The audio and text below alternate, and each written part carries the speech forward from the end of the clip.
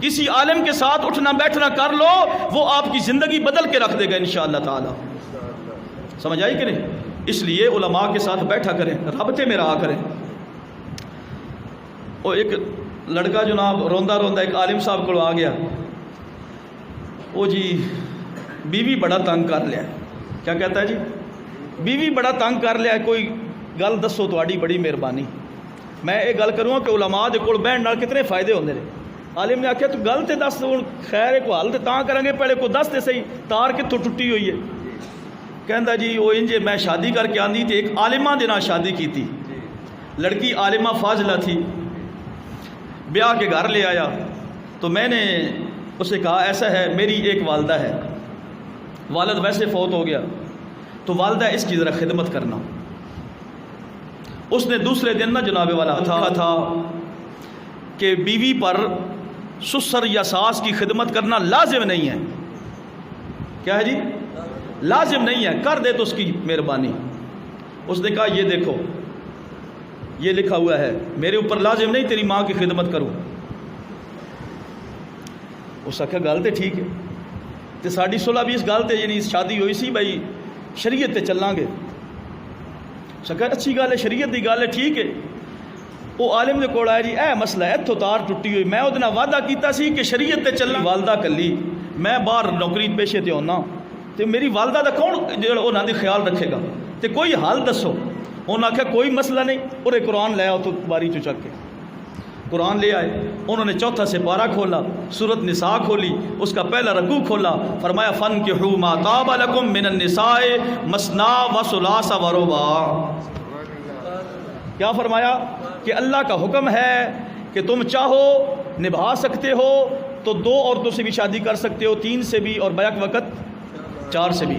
یہ آیت ہے قرآن کی، اس نے تمہیں حدیث دکھائی، تم جا کے قرآن کی آیت دکھانا اور اسے ساتھ کہنا کہ یہ قرآن میں اللہ نے لکھا ہے کہ آپ دوسری شادی بھی کر سکتے ہیں، تیسری بھی کر سکتے، چوتھی بھی کر سکتے۔ تو سونیے میں نا دوسری شادی کرن لگا تے وہ جڑی بیوی ہوے گی وہ میری والدہ دی خدمت کرے گی، تو تینوں میں وکھرا انتظام کر دینا۔ عالم نے اسے یہ طریقہ سکھایا، وہ گیا گھر جی، تو بیوی کو اس نے کہا قرآن لے آؤ ادھر اٹھا کے۔ اس نے وضو کیا، قرآن لے آئی، اس نے کہا چوتھا سپارہ کھولو، تم تو عالمہ حافظہ بھی ہو، میں تو ذرا ایسے ہی ہوں۔ کھولا، اس نے کہا اس آیت کا ترجمہ کرو۔ جب اس نے اس آیت پہ انگلی رکھی اس عالمہ فاضلہ کو اچھی بری سمجھ آ گئی۔ اچھا اس کہ انجے تو ایڈی ناراضگی کر لی، چھوڑ پرے، میں تیری اماں دی خدمت کر سانگے۔ تو میں یہ عرض کر رہا تھا کہ علماء کے پاس بیٹھنے کے کتنے فائدے ہوتے ہیں۔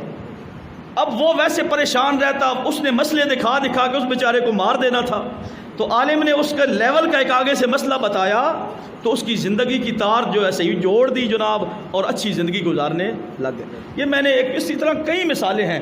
قاضی ابو یوسف رحمۃ اللہ تعالی علیہ امام اعظم ابو حنیفہ کے بہت بڑے شاگرد ہیں۔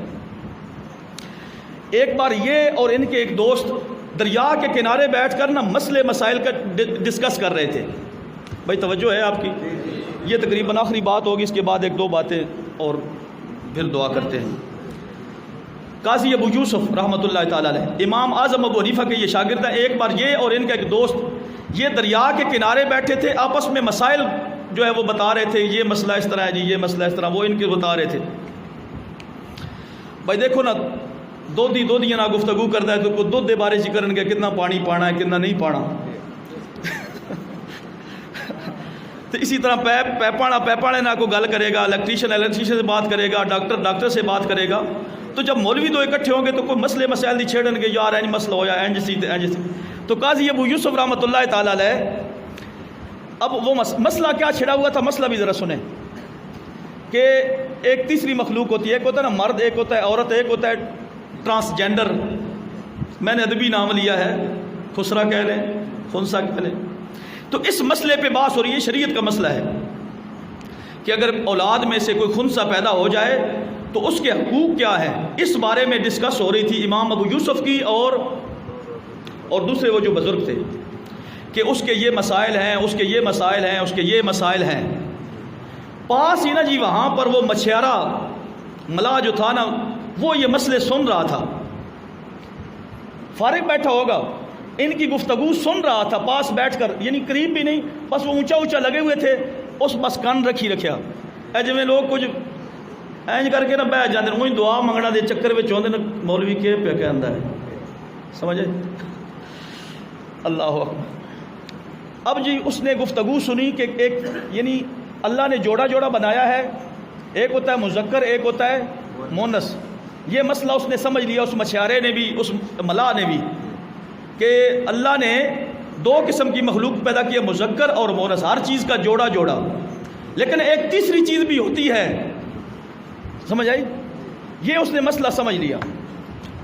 اب دیکھو علماء کے پاس بیٹھنے کا کتنا فائدہ ہوتا ہے۔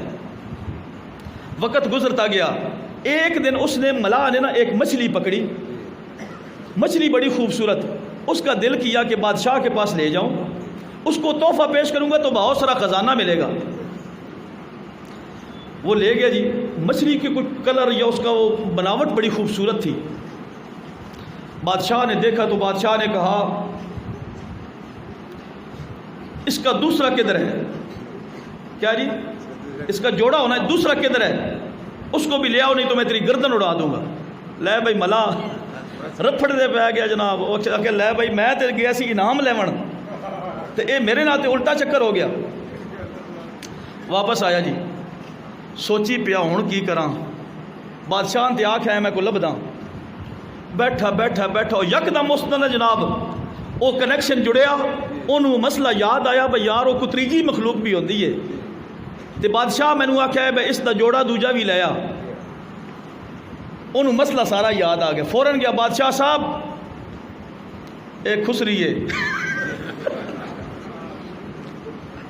جوڑا کتوں لیا؟ بادشاہ کہا ویری گڈ، ٹھیک ہے ٹھیک ہے، اس کی جان بچ گئی۔ بادشاہ تو پتہ ہوتا نا بادشاہ ہوندے نے، عمران خان بھی ساڈا بادشاہ ہے نا، بادشاہ والی کرتے رہتے ہیں، اینو ٹھوک دیو اینج کر دیو اینج کر دیو، تو اس بیچارے کی جان بچ گئی۔ اب یہ مسئلہ تو میں نے آپ کو ایک دلچسپ طریقے سے سنایا، لیکن آپ نے تھوڑا سا غور کیا اس کی جان کیسے بچی؟